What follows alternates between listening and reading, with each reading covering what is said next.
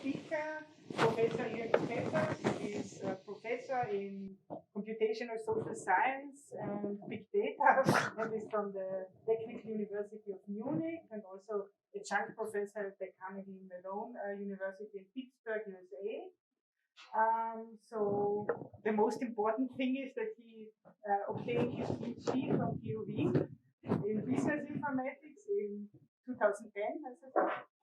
And so his work is in the intersection of computer science and social science, and he's studying dynamics and large-scale structure of social, political, and economic systems. And yeah, so he has also published in information visualization, I think, a lot, social network analysis, but recently also a lot in critical data studies, and yeah, looking forward to his talk.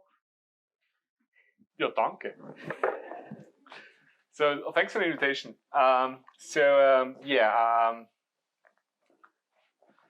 To be honest, I never really studied here. I mean, I did, but I never. So I'm a little bit embarrassed to be here because I was never a real student. But anyway, at one point I got a doctor out of it, which was easier, I think, in 2010. But yes, we just discussed. I got I was a Veränderungsgewinner. I was one of these, when you know in the 0 years when they changed the programs to this bachelor and master and something, and so I was one of the winners of this, because then there were like suddenly 15 different bachelors and 17 different masters, and so I could use everything that I have done and call it anyway. Yes, but that's why I have a business informatics master and PhD, because it was much easier. I do. I spend a lot of time with social media data, but to be honest, I don't really care about the social media data itself, or I don't use it a lot to do, like, I don't know, to study, I don't know, politics or Trump or something. I'm mostly interested in data quality, bias issues, and these kind of things. And so in trying to understand basically this socio-technical system of things. And so that's what I want to talk today a little bit. So that the question is, how can we use these kind of data to better understand human behavior? What are the challenges? What are the issues? And at this later part, I will spend a little bit of time talking about what does this mean now. Then these days, like you probably know, but right now Elon Musk is turning off all the data access points, and so basically we are going towards a post-API era. What does this mean for tens of thousands of researchers using these data in order to study human behavior, do their PhD, and these kind of things? So we can talk about this a little bit at the end. So talking about social media data, we basically we think about pictures like this, right? This is 24 hours of Munich and about 5,000 tweets, and it's not just tweets, but it's people using their phone and having turned on geolocation sharing stuff, and when you look at this data, and it's clear, even if you're just slightly interested in people, you probably have questions like, oh, what do people discuss in Munich? Is it different maybe what they discuss in Munich than what they discuss in Vienna? Is it different today than what they discussed yesterday? Is it, who starts with discussions, right? But it's not just the topics and the dots. These dots are also connected because they retweet, they repost, they do something. So we have networks. We can ask ourselves the question, how does information spread through a city? Are there clusters? Are there topical clusters? Are there social clusters? And all these things, right? So just by having access to this kind of data, we can have all these questions. And basically, this data access with these questions and fantasies is pretty much the start of this field that is now that is now also on my door, that is called computational social science. And the idea is that I say, okay, there are in the social sciences, especially in like communication science, sociology, there are these questions that have been around for 100 years. And now we have access to large amounts of data. These data sets, they often have, every element has often a timestamp, sometimes geographic location. And so, so basically about 13 years ago or so, or 14 years ago, this field was established by this paper in Science, where everybody's a co-author who already had a name back in the days. And again, the idea that we use these data to apply it to social science research question, right? So to understand society, to understand people. And so now thinking back, what happened in 2010, 2011, there was the Arab Spring. We had they talked about, I don't know, in Egypt, people talked about the Facebook revolution, right? I mean, back in the days. I mean, today we know it maybe was a little bit different, but even in Libya, when the protest started, they turned off the internet because they were afraid of people interacting and communicating online. So when we talk about like social media and the hopes and dreams, I don't know, 10, 15 years ago, it was a lot about having direct access to communication, we can connect with everybody in the world and so on. But at the same time, not just individuals, but also like companies, decision makers. I mean, every company that has more than 5 people today has a social media department. You know? Every BMW. I'm from Bavaria, so sorry for the examples here. But if you sell a BMW in South America and somebody is driving on a highway and the BMW stops, I mean, what does this person do? He calls some UMDC or Arbor in Brazil. But while he's waiting, he probably goes to social media and gives shit to BMW because his car broke down. And so if this happens a couple of times, guess what? BMW sitting in Munich wants to know about this, right? So that's the idea of you have the ear on these millions of people. You get real-time input from millions of people. And this, of course, has also lots of fantasies in this whole corporate world. At the same time, we have seen all those not so positive things in the last couple of years, starting in 2014, 15, 16, and so, from social bots to shitstorms, as we would call it. The proper term is online firestorms, but also then data leaks and fake news and hate speech and all these kind of things. So, and actually, it turns out that when we are not looking at data quality issues in our research, we're mostly concerned with these negative things, because I mean, you guys understand me. You work in Vienna and in Austria, so you understand why I have to drive to the negative dynamics and not just to the positive and hopeful things in the world. But why are we interested in this data? Okay, and it's important, especially for a computer science audience. So we have an underlying assumption that is, there are people in the world. Okay, there are people outside. And we use the data from social media to study these people, because we assume that these people have created this data. Okay, so that's the underlying assumption, that there is some form of shadow on the wall, and if we measure the shadow in the right way, we understand where the shadow comes from. Yeah? So this is the underlying assumption, and it turns out that's not so easy. It turns out that there are tons and tons of layers of issues that we face here. Of course, the most trivial ones, who is on the platform, who is actually active, who is on Twitter and who is not. We will realize, okay, most people are not on Twitter, but also in every other platform. But what I'm mostly interested in, and also for this audience here, is this whole question of, is what we get actually representing human behavior, or is it like a side effect of platform designs? Or is it maybe, is the human behavior distorted in a way that it doesn't even represent human behavior anymore, because the way data is presented, stored, sampled, and these kind of things. So I want to look today a little bit about, show you some things, things we have done in our research on this end. So I show you some quick examples, some old ones. So this is, for example, from the early days of Facebook, and this is New Orleans. And what they counted is, so what you see here is the red. So this is a couple of, I think it's only a couple of hundred and a couple of thousands of Facebook users from one city. And what you see here is that, so the red line here is the number of links. Actually, I think it's even the number of new links on a daily basis.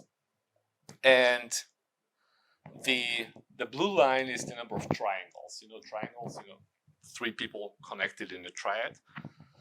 And what you can see is that at some point here in 2008, suddenly these numbers explode. Okay, and so what happens? It is not that Facebook suddenly was more popular. It is on this day. Sorry for the. I just realized that the thing doesn't work here properly. So I'm starting. It's always professional to start with the layout of your slide in the middle of the presentation. So what happened on this day was that Facebook introduced the people you may know feature. So basically, just the little intervention that on the right side of the user interface, Facebook started to suggest other people that you could connect to, completely made this a successful feature. Okay, so basically, as you can see here, people stopped to connect to new people, or they connected to new people by meeting them in real life, right? You meet somebody at a bar and they say, "Are you on Facebook?" "Yes, I am." And then you look the person up at home, and then you connect to the person. And at this point, they started the suggestion, and this suggestion, what we also see is with the number of triangles, this suggestion is only based on transitivity. So basically, so I know Julia knows you, and so we're both here today. We talk with each other. We close a triad. Okay, so we expand our network by closing triads.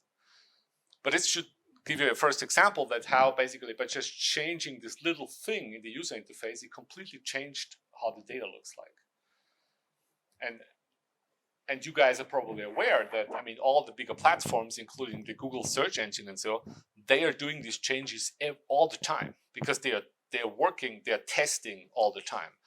So at one point a couple of years ago, I heard this number that Google has 200 experiments out in the wild on average all the time. So basically, so if you collect data from Google, you're most likely in the middle of an experiment of Google. Yeah, and hopefully they do not destroy your data too much, so you can actually use it. Another example, I mean, we worked a lot with Twitter data because Twitter was very happy and open in sharing data. What you see here is this is back in the days in 2014 by just having a geobox around the US, we were able to collect 2.5 to 3 million geotagged tweets every day, which was very nice because they were really GPS coordinates. And then suddenly this number went down, and like in 2015, it went down to about 10%. And this is not because people stopped using their phones and sharing the GPS position. It is just a side effect of what Twitter called a geolocated tweet. And so this is a complicated sampling question, but but to make it short, Twitter doesn't want you to give you too much data. So if you have a thing like if you call, on average back in the days, they didn't want to give you more than 1% of the data. And so incidentally, the geotagged tweets were about 1% of the data. But then they started to infer locations.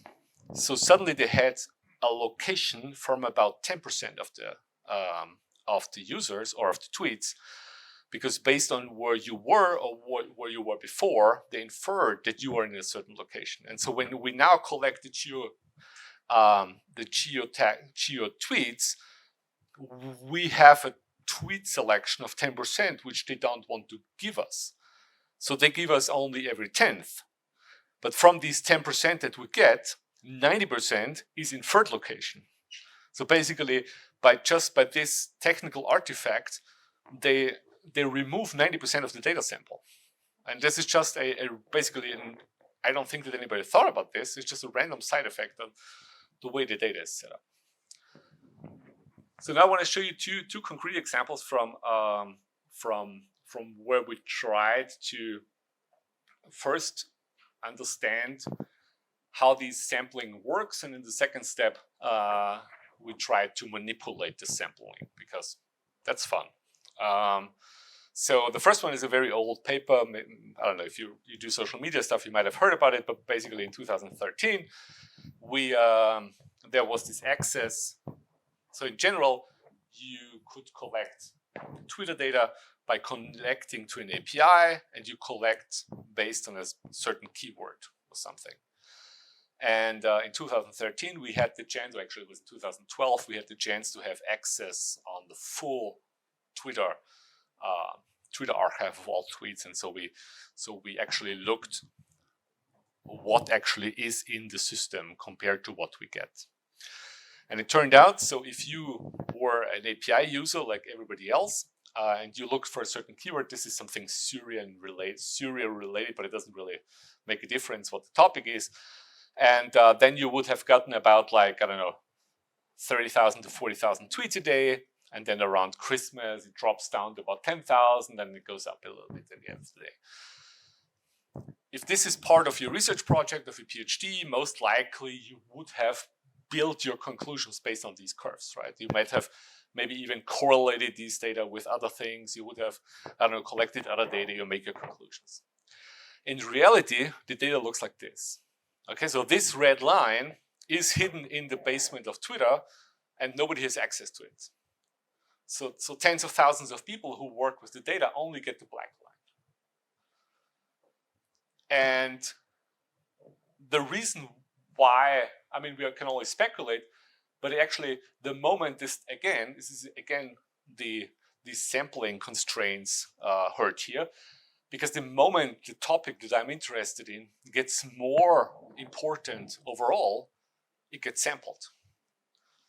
So basically by the topic becoming more important, it triggered some Twitter sampling process, and Twitter automatically started to downsample this topic. At some point, a couple of years later, they started to tell people when their topic is sampled. But again, in 2013, they didn't do it. Even later, it was hard to understand what you actually get and what you not get.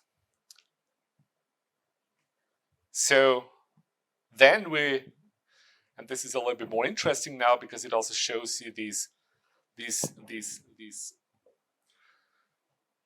technical details, but also like how crazy impacts for some little computer science engineering decisions can be down the road.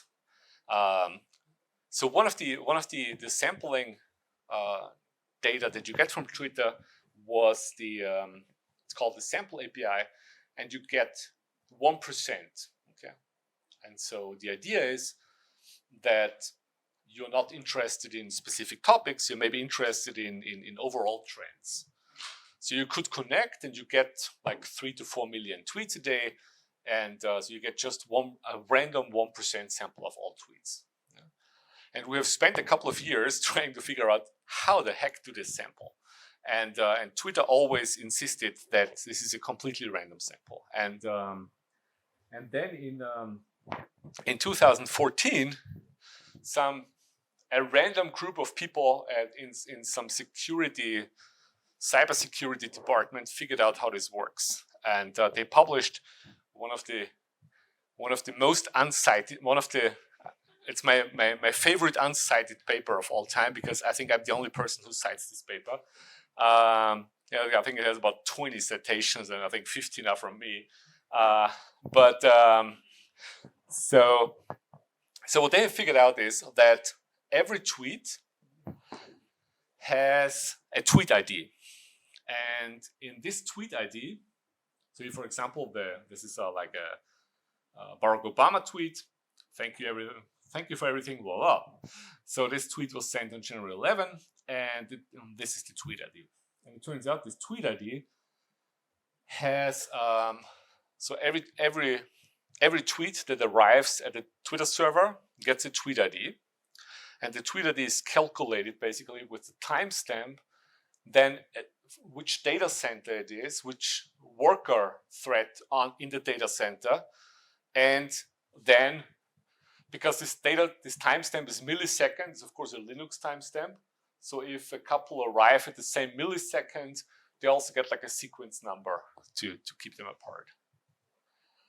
And it turns out that the sampling, whether a tweet is in the 1% sample or not, is made on the millisecond timestamp. So basically, when a tweet arrives in the millisecond time 657 to 666, it is in the 1% sample, and otherwise it is not. And the 10% sample, where people paid like thousands and thousands of dollars every month, is basically every 100 milliseconds they have a 10 millisecond time window, and if the tweet arrives within this, you'll get it. And that was not very popular, but some academics from some elite university had like a 10% academic sample, and here it was basically this 100 millisecond time window. So if you as a computer scientist in 2023 see this, you think, we probably think something similar that we thought when we saw this first. That is, can we hit this time window by timing the tweet when we send the tweet? Because again, the millisecond is coded in the tweet ID. So you can send a tweet from your computer, and when you send the tweet, of course, you know the time on your computer, and when the tweet arrives, you know, because it is coded from their server in the tweet ID. So you can collect this, and then you have some delta that you need to fix, right? And you can say, okay, let's wait 10 milliseconds longer to send the tweet. And it turns out this works pretty well. And so what you see here is this is a couple of days before the 2016 presidential election between Trump and Hillary Clinton. And we tried to do this in the middle of the night and short time because we don't want to destroy too much stuff. And all the tweets were made completely nonsensical. But what you see here is in 10 minutes, this is 10-minute windows in the 1% sample, some Trump hashtag. And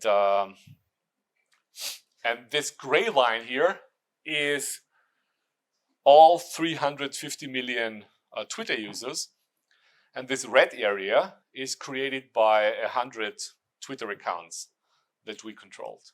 And so basically what you see here is that we were able to shoot 80% of our tweets into this 10 millisecond time window. And we basically put about 1,200 tweets into this time window. So for everybody who collects the data, he or she would think that this is a 1% sample of 122,000 tweets. And in reality, it was an 80% sample from 1,500 tweets. Yeah? And this was only 100 accounts and very moderate intervention.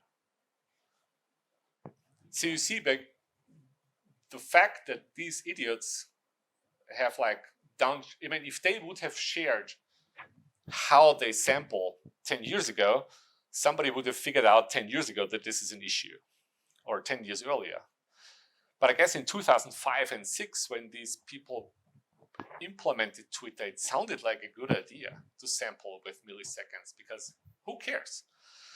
And also, I guess from a computer science perspective, it's probably, I mean, it is a challenge. How can you, I mean, these tweets are collected worldwide in decentralized servers. You need to make a decision on every tweet basically independently, whether it's part of the sample or not. So probably you would need to do some hashing, I suppose, in order to, you probably would need to add some secret hashing and then make the decision later or something. I don't know. That's probably the only optimal solution. Yeah, but they decided to do this with milliseconds. And of course, once we have figured out, the next question was, holy shit, maybe other people have figured this out as well and are already doing shit there. Actually, this is just here to show you that I also can do some stats.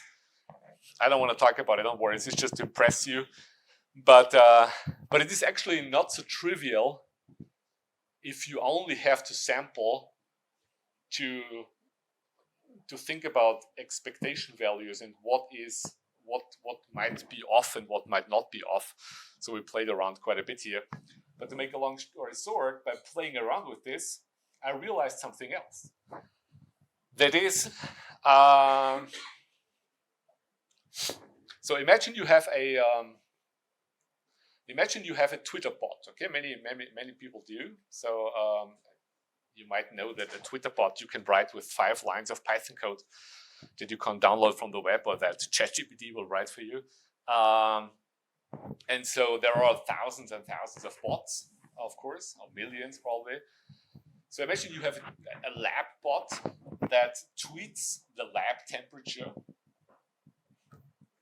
exactly every 5 minutes. Don't worry, there are thousands of bots who do exactly this and nothing more, so your bot would be nothing special. And because at Twitter, you can tweet 2,400 tweets a day, which people normally do. So, you don't need to wonder why there are so many bots. Anytime, think about you tweet something every 5 minutes, the lab temperature. You do this 10,000 times. So the question is, how many of your tweets will be in the 1% sample?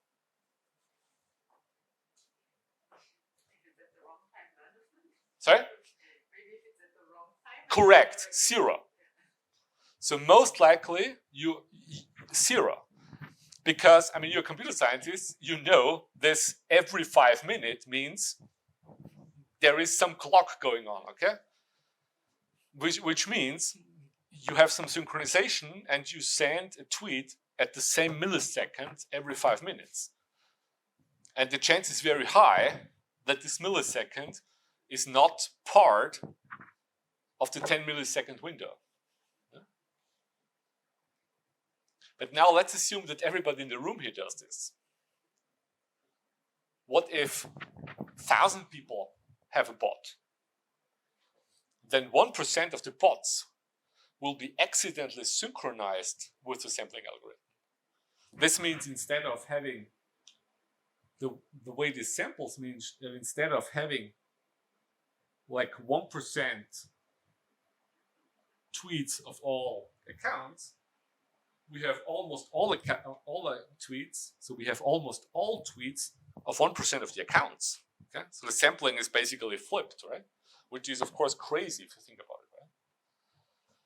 And it's not just Twitter bots. It's also like, I mean, there are a lot of services like this TweetDeck and so that send the tweet later and stuff, which I mean, most likely also just looks at your time. So yes, we published this paper, and a couple of months later, Twitter announced that they have changed now the sampling algorithm, and instead of having a connected time window of 10 milliseconds, they now have like 10 times 1 milliseconds, which is somewhat better because it's harder to hit. But even back in the day when we collected the data, we saw that there are some accounts who tweet at the exact same millisecond every time. There's a good chance that there is a server sitting in the same server room than the Twitter server or something, or so that they have a very stable connection. I mean, it's random, right? Could be anything, right? But it just shows you how this stupid little decision from a from a computer scientist, this is how we sample, can have the potential to impact the data of millions of people, or thousands of people who work with these kind of data sets. Yeah. So let's get to the last part, so we get out of here, because I think we only have till 4 p.m. So just feel free to interrupt anytime. It's not a very formal setting here. So so the question is, how do we overcome this? I mean, this is just to show off a little bit. We had one of our last hoorays before they turned off the Twitter API.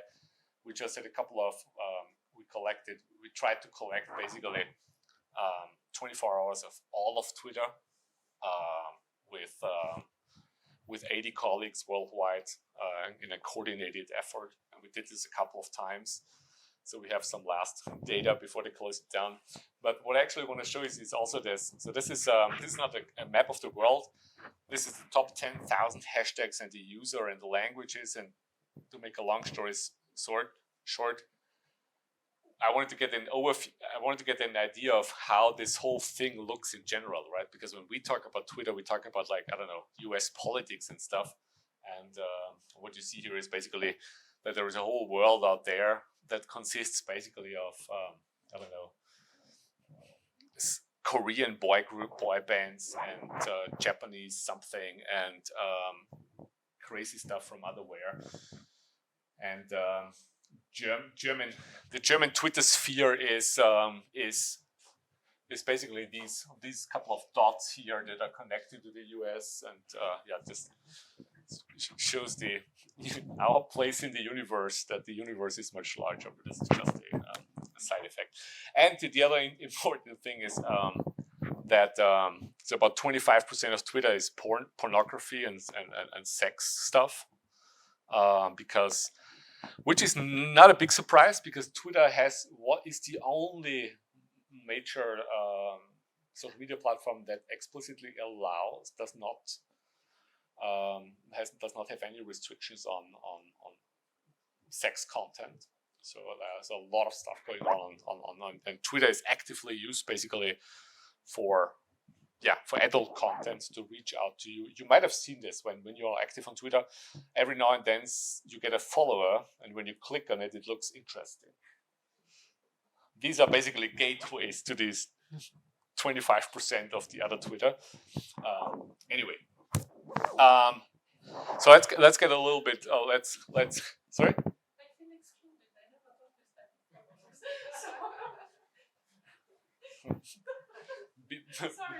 Be happy. Yes, I mean that's from that. So we collect 350 million tweets on one day. Okay, everything. That was the approach. I want to have everything. Okay, so you have everything. And the next says, okay, there are 35 million photos every day. So when we collected the second day, everything, I said, and now I want to collect all the photos. So I downloaded about, 6 terabytes of photos. And like the next morning I woke up and I realized that I most likely have a lot of illegal shit now on the university server. And I had like a very complicated conversation with our lawyer, because first of all, without only a little joking about it, most likely there's some crazy Taliban or whatever beheadings on my server now. There's some child pornography. There's all the shit in the world that I've downloaded. The next thing is, I ask my students to work with this data. Anyway, these are just the little details of collecting data where you don't know what's in it. Anyway, so to get to a final part here, so the main thing that I've been talking about my whole academic career is basically around this question: can we ever know the data? Is this really and is this basically? And I like to cite this Victor Meyer-Schönberger, and one of the more famous Austrian sons in this whole field, wrote a book in this hooray phase of big data, where they wrote basically they have a section header that is called N is all, And the assumption is that you don't need to think about sampling anymore if you have all the data. And this is of course bullshit, because this is, I mean, first of all, there is no full data, but even more is it's like all of what, right? All of what do you have? Is it all of what we want? Is it all that we think it is? And once you figured out what it is it really something that you are interested in, or is it just the data that you find on the road? And this is especially when working with these APIs that give you something and they never tell you what they give you. It is really problematic in order to really build your research on these things. So some conclusions here. Basically, there is no such thing, of course, as unbiased data. There is no such thing as the view from nowhere, as they would say. But again, a lot of these things that we talk about comes from the fact that we work with undisclosed details about the data handling, the processes. Okay, so at the end of the day, one of the major requests also from a political perspective is that we need to have insights into the systems, and not just for this kind of research in general, right? We need to know how the algorithm work, how the filtering work, and how they actually what they do with our data. And the other thing is, and to cite Nick Cave here, it turns out that people like Elon Musk literally changed the freaking algorithm so that everybody needs to see their stupid tweets. So it's not just that I try to manipulate something; they just buy the whole platform and change what people see. And so basically now, okay, what does this mean, right? So for example, one of our side notes in this manipulation paper was that we found that there are companies who tweet tens of thousands of tweets every day, but there is no information about it. So they tweet a multiple of what is allowed. So every user can tweet 2,400 tweets a day, but then you find 17,000 tweets from Boeing on one day. So most likely, if you are a company, you can go to Twitter and say, "Oh, I have a social media campaign. I wanna answer everybody something. I need a higher quota," and then you get sell the thing. And and then people like us collect the data and do analysis. And one of the conclusions is Boeing is important. I mean, why, right? So where does this come from? And so we don't know what actually leads to these things. And this is just one of the recent examples that, and everybody who is on Twitter has seen this live, that suddenly you see every shit from Elon Musk even you're not following him, but everything shows up in your thing because the guy just changed the way tweets are shown. Which brings us to the last point, that is this whole discussion about APIs and such might actually come to an end now, because I don't know if you can remember, but like 7 or 8 years ago, you could collect Facebook data pretty easily, and so all these scandals that you today in your memory as scandals from Cambridge Analytica and these kind of things, they didn't steal data; they just used the Facebook API to collect data. And so it was easy to basically collect. If I sent Julia a little Facebook game and she clicked OK, I could collect her data and also the data of all her friends. That was part of the early business model of Facebook, to attract third-party programs and tools. But they closed it down, and now again, Twitter is closing down as well. So the question is, what does this mean, right? And how do we go from here? And how do we, in the future, use this kind of data to actually do research if we're interested in these dynamics and in human behavior? So I think in general, I mean, because we are here computer scientists, I can say it easily. I think it is. I'm actually a little bit relieved the Twitter API is closed because the Twitter API is literally like you go outside on the road and there's a hole in the ground and stuff comes out, and then people will sit around and make notes of what comes out, and nobody knows what it is or where it comes from, right? It's just stuff coming out, and because it's so much that comes out, we can do so much with it, right? We can count and we can average and we can correlate, and that was a little bit. I think there are thousands and tens of thousands of research papers who are literally shit because they just do random stuff with random data, and this might make sense for some development in, I don't know, if you're in machine learning or something, and in data science. It might make sense to have random data and do random shit with it and improve your algorithm to have a 4% higher accuracy. That's okay. But if you're interested I'm interested in people and human behavior, I think it's completely useless to work with such data. So I'm actually a little bit relieved that this endless abundance of data comes a little bit to an end. So, but at the same time, of course, I mean, the moment the APIs will stop, we will start to scrape again. So basically, we're back in the wild, wild west because the data is still interesting. I mean, next year we will have a US election. Trump will be there. Trump will be back on Twitter. Okay, so the world will collect Twitter data again by running some scrapers on some headless Chrome thingies on a pile of Raspberry Pis. What else? We'll just collect data. With a problem that, of course, the data quality will go down again because now at least I have some form of API, and even if I don't know it, but at least it's some form of comparability. But the moment I start to collect the data in the good old fashion, it gets more complicated again, especially in terms of data quality, transparency, reproducibility, all these kind of things, right? So I think, and this is just 2-3 quick slides. I think there are alternatives. I think, for example, there are tens and hundreds of small platforms that maybe are interesting for specific questions. So this is we just had a collaboration with a complete weirdo website where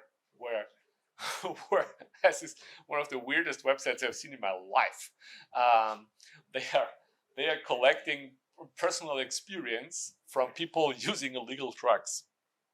So if you find something on the road and you cook it and you sniff it, and you are a researcher, you might make some notes, right? What is it? How much did it take? When?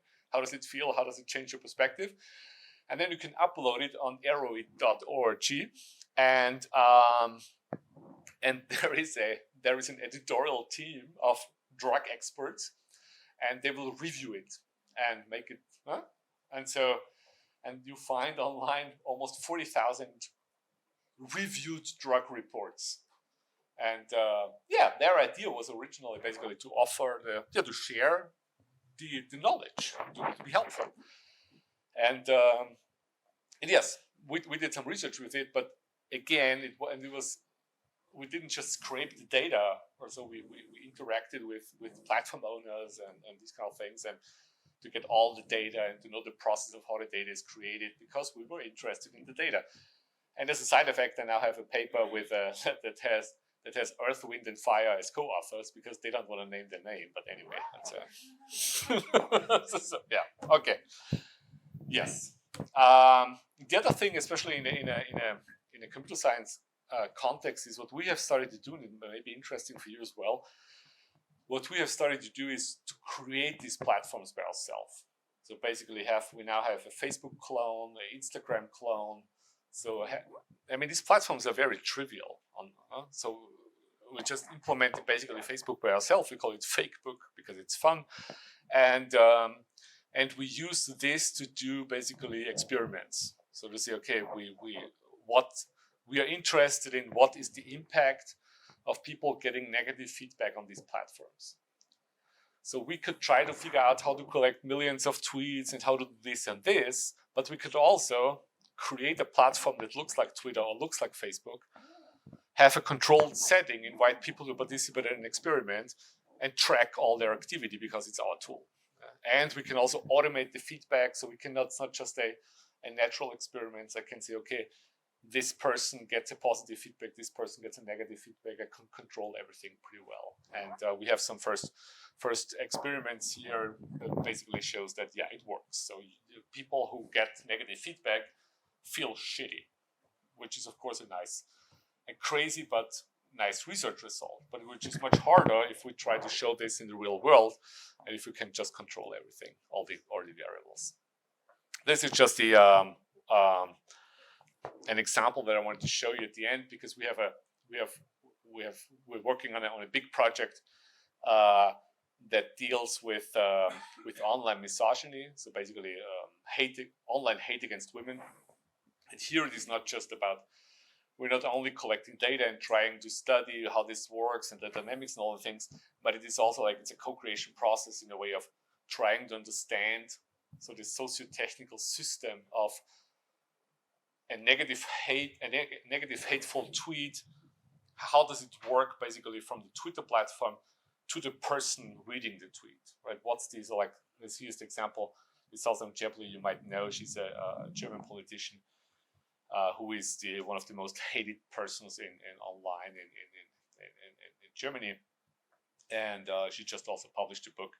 And this is really like, we had an event with her, and our PhD student posted that we have an event with her, and then there were about 100 hateful comments under the tweet of our PhD student. So really, so basically these people have an alarm on some target groups.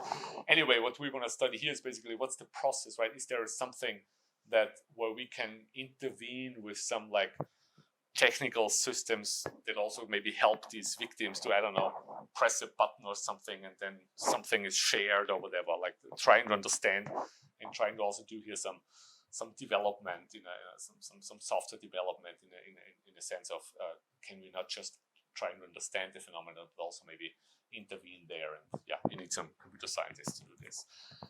So let's finally get to an end. So first of all, I think it's very important that big data is nice, but good data normally does not come off the shelf. So it's not. So just downloading stuff, just finding stuff from a hole on the street normally does not give you good data. And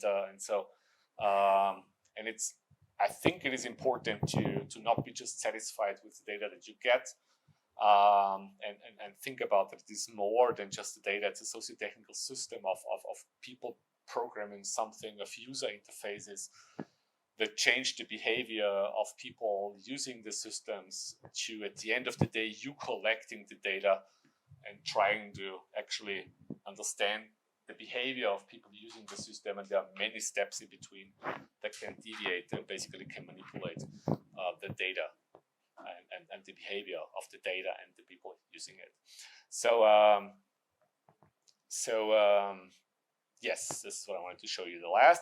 So why is this necessary at all? Why is this? I mean, this is extremely. My talks are often completely annoying because I tell people that what they do is not good, and the data is not good and isn't good. I mean, why is this important? Because, and I'm sorry to say it, but I don't do data science. Okay, so I do people science with data, and so we are really interested in this human behavior, and it's just I don't know, I guess technically I'm a computer scientist, but I'm really a social scientist by heart, because I want to understand these dynamics. I want to understand society. I want to understand how people work, and we just use this data.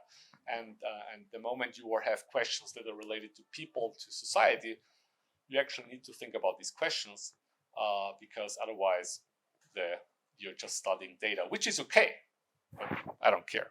So that is my talk. And for those of you, and I see some faces who have similar age group than I have, so they will know the character at least. If I show this slide in, I don't know, at the normal student environment, they will but yes, I think this is the last scene of the last episode of the first season, and the experts here know there were 7 seasons. Okay, It was just the first season, and the crew just saved the universe once again, and the ship is a little bit destroyed, and Geordi says, "Should we go to Starbase something to fix the ship?" And then Jean-Luc Picard says, "But this will bring us in the wrong direction. Our mission is to go forward." And so I think there's a lot to do. There's a lot of fun, and there's a lot of research to do. So thank you for the invitation, and I'm looking forward to some interaction and some possible projects.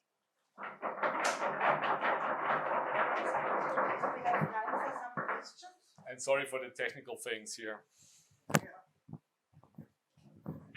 So I understood that. Thanks for the talk. It was really, really interesting, especially since I'm working on my Twitter data collection right now.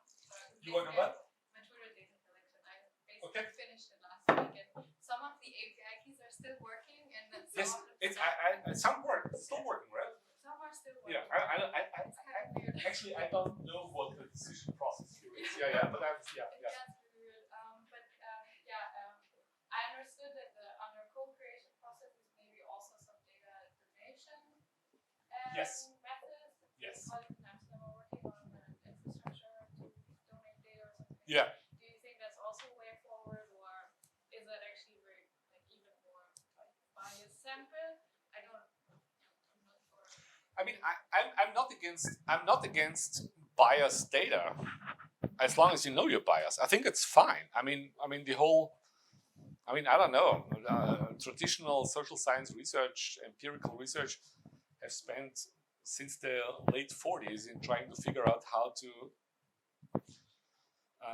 predict elections, and it still doesn't work. So I think it's fine. I think if you only have if you have 1,000 people who install a web tracking thingy and help you collect data, and all these 1,000 people have at least high school education, at least you know your bias, right? I mean, you know that you are representative for some segment, but that's okay. I mean, as long as you know this, and if you measure change over time, there is change over time, and maybe it's only valuable for this target group, but I think it's okay, as long as if you know what you have. I think the main complaint here is that we don't know the bias, right?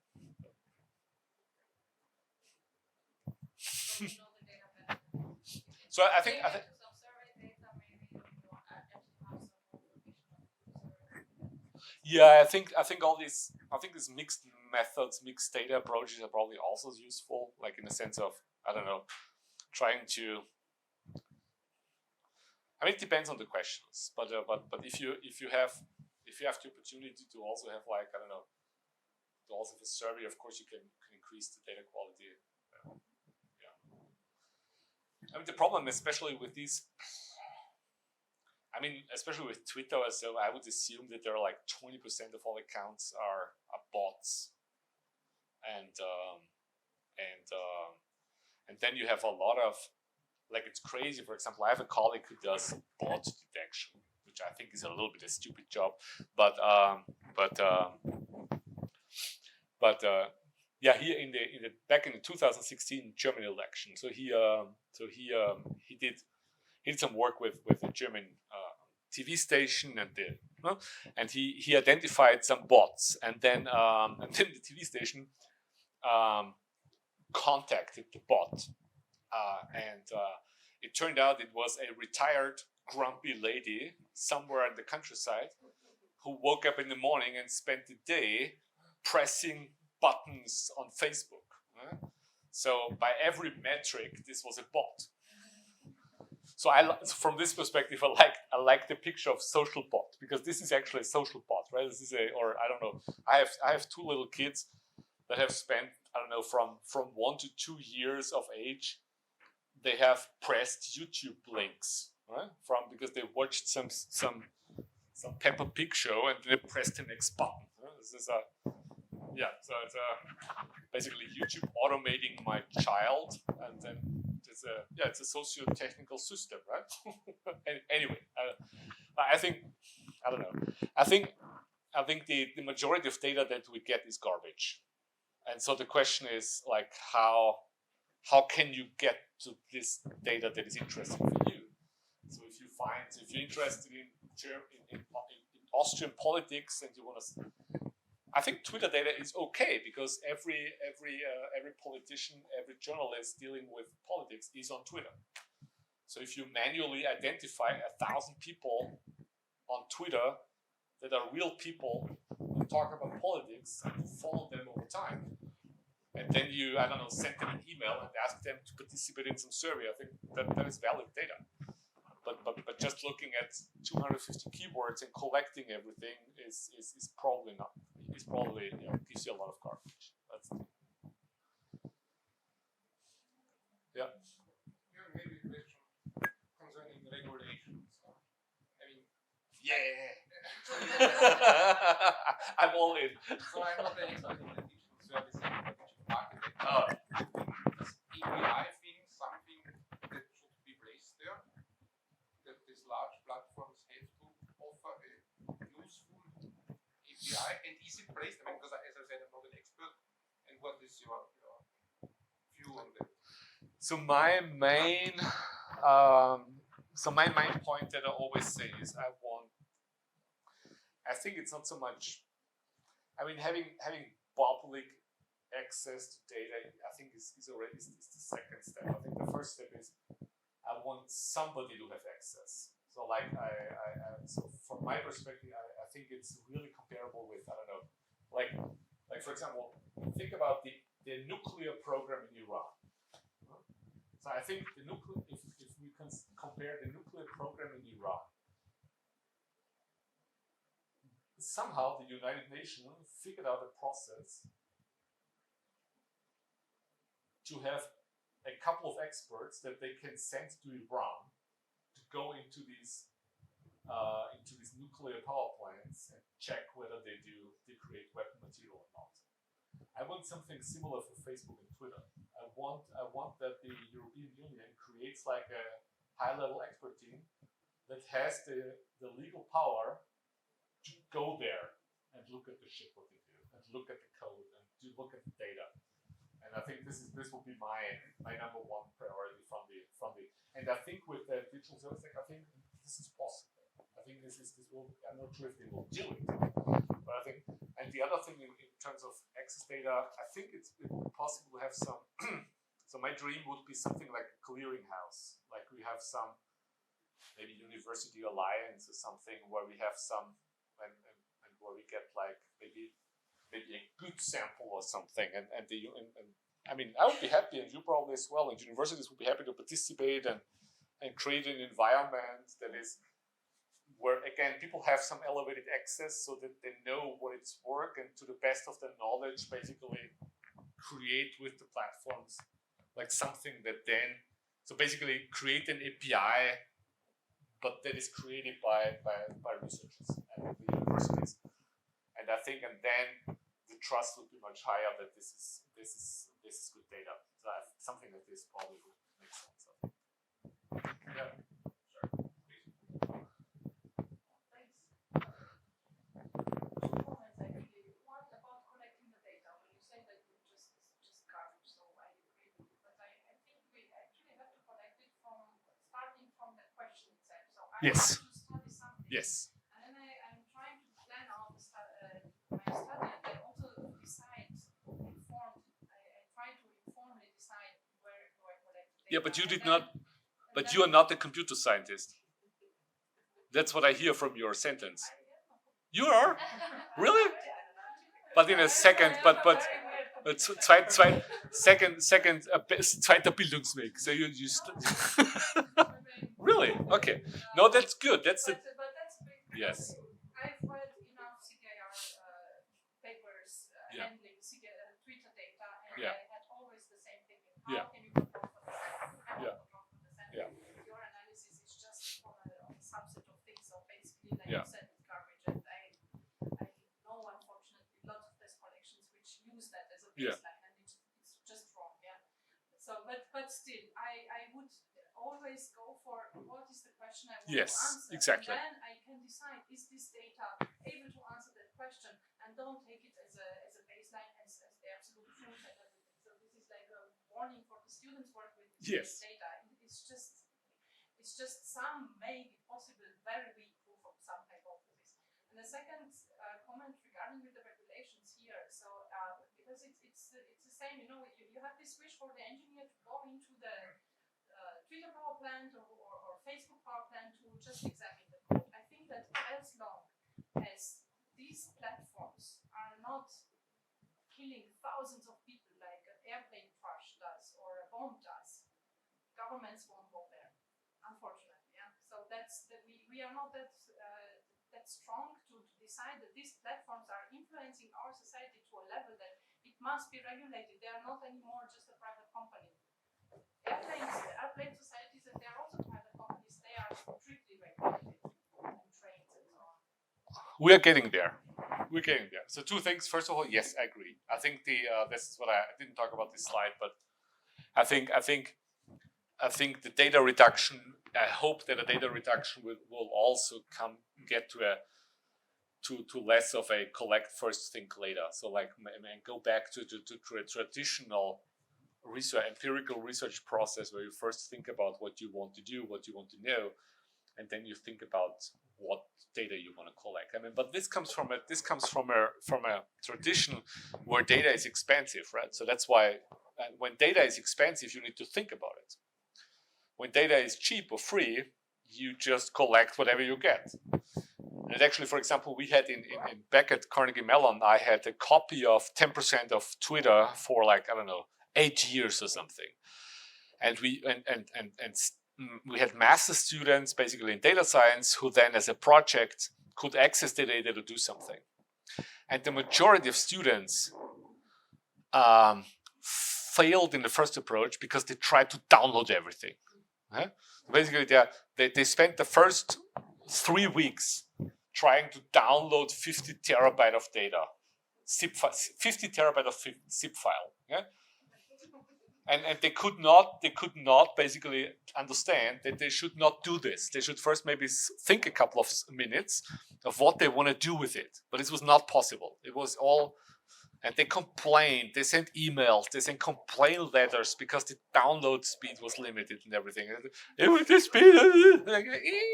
Anyway, but yes, with this second point, I think we're getting there. When you look, for example, at the AI Act. It has this risk assessment and stuff, and I think, I mean, especially like looking only at things like, I mean, looking at like ChatGPT, for example, as a stupid toy, which already has like, I mean, there are legal experts who say that they are violating basically basic rights of humans, right? They are like, if you ask them. Like I had a colleague of mine, if you ask ChatGPT, who is this person, it tells you Mr. XY is a professor and he's a critic of the German government and he was against the EU, the euro. And he says, that's not true. I mean, this is fun in Germany, but imagine the same question in Iran, right? And suddenly a random ChatGPT says this random person is against the regime in Iran. What does this mean? And this is implications, right? So I think, and I was like a year ago, as I was in Brussels at the European Parliament, and there was a hearing in the Human Rights Ausschuss committee, and I was invited as an expert, and there was also a person from the resistance in like Hong Kong, okay, and they say basically she said that she asked the European Parliament and the European Commission to have export control on these technologies. Because they say, you at your funny universities in Germany, you have collaboration with Siemens and all this stuff to develop technology that China uses to control Hong Kong. One of their biggest enemies in Hong Kong is Telefonica, because Telefonica is one of the biggest telephone provider who who apparently shares the telephone data with the Chinese government so that they can do network analysis about the resistance in Hong Kong. And so they are compared like AI technology to weapon technology.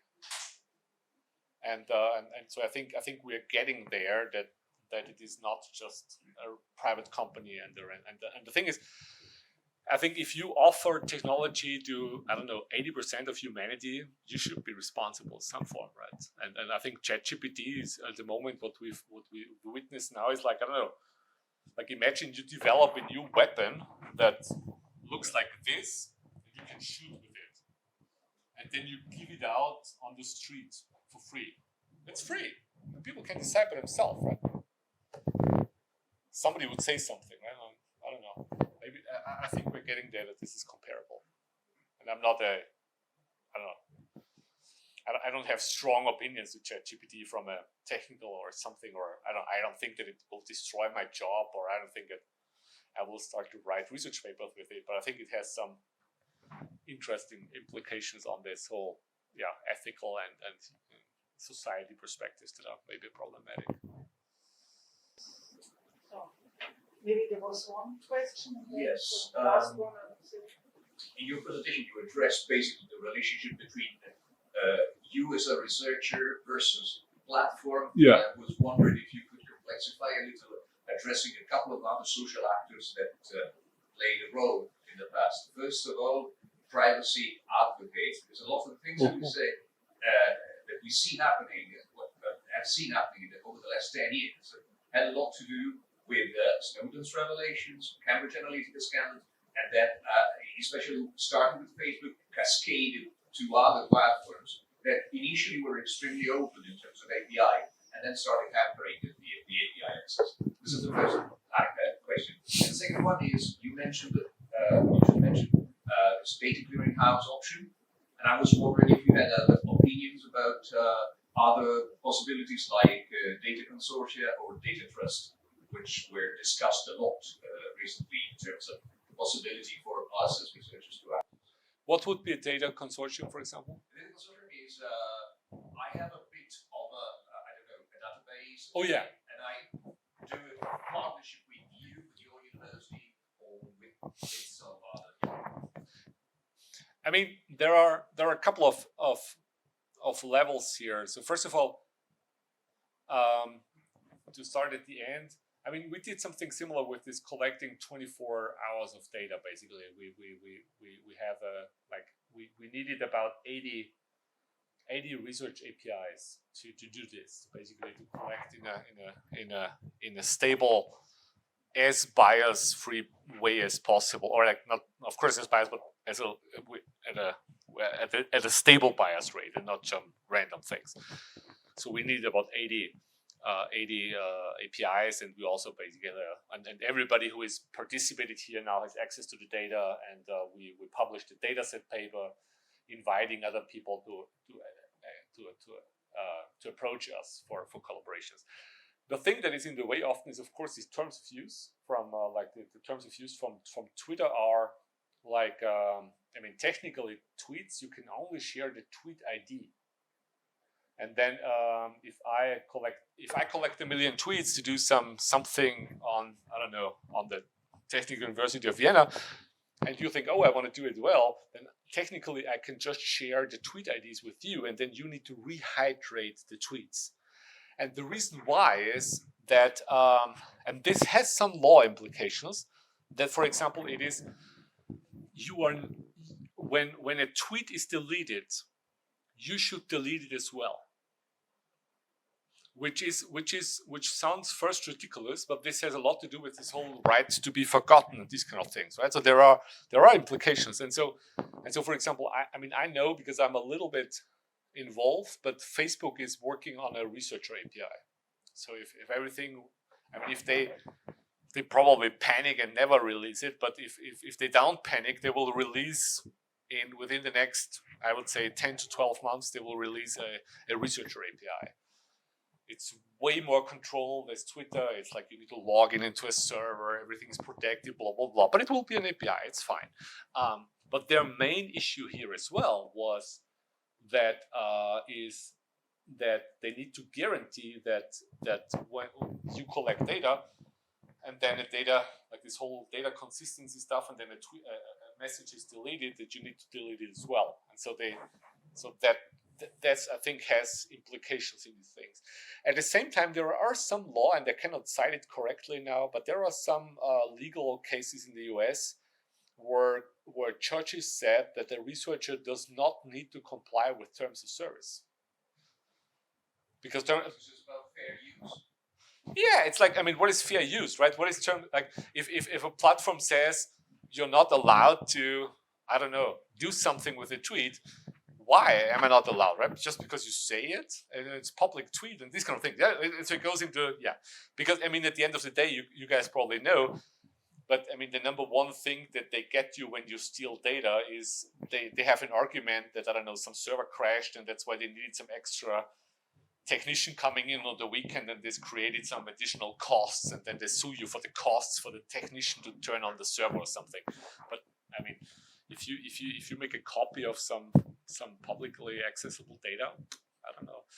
I mean, if we leave out all the ethical implications. What was the first question? The first question was about the impact of big privacy scandals over the last 10 years on the kind of new approach of shutting down the APIs. I think this Twitter shutdown is so. I mean, I think Elon Musk figured out that thousands and thousands of companies and consultants worldwide make money by using Twitter data. I think that's the story. And he says, I want this money, or I want part of it. I think he was just annoyed because literally every consultant in the world uses Twitter data to say something. And so I think this is because what you can see is what they actually close down is the data collection, not so much the sending. So they do not close down the Twitter bots. They close down those who collect the data to analyze the Twitter bots, right? So they're not threatening the baseline of having this and this amount of tweets every day.